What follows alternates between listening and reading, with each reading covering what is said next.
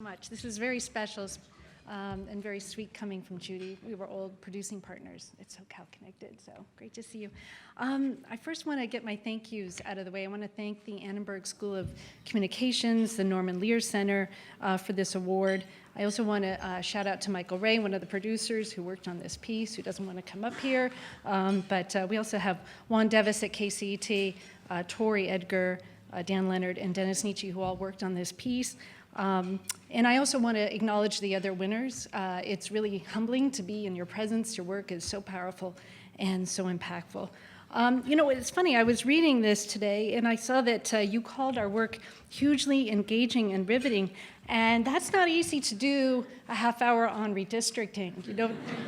You know, so somehow we must have done something right. So I really do appreciate that.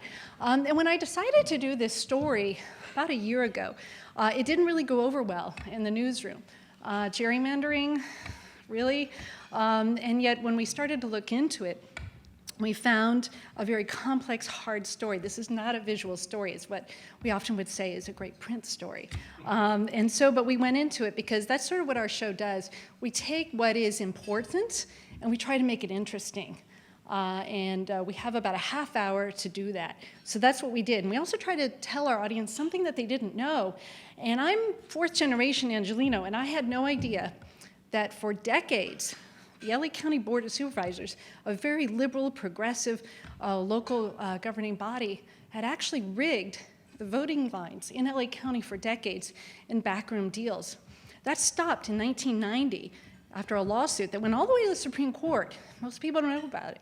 And that's what brought us Gloria Molina, who became the most powerful Latina, arguably, in the nation. And yet that landmark voting rights case is largely forgotten, and I think unknown to most people in Los Angeles. So we were able to deep dive into that. But then I don't think people know that just an hour north of LA, in the Central Valley, gerrymandering is alive and well.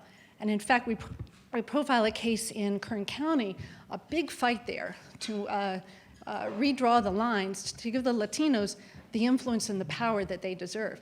Now that still continues. There are 9 counties in the Central Valley. Some towns have up to 80 to 90% Latinos, and you cannot find a Latino on a school board, on a city council.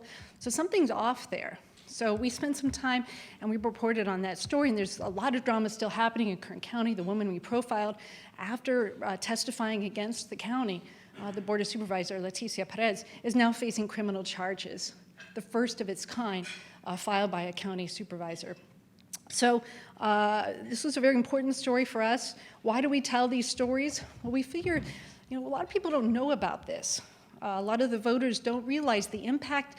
It matters who represents you, whether it's getting the potholes fixed, getting the streets cleaned, who represents you, and whether they have your interests at heart matters, and your vote matters. And when it doesn't, you need to know that too, because there is a way to fight that. And so we thank you so much for this award. We are humbled, and on behalf of all SoCal Connected, I thank you for this award. Thank you.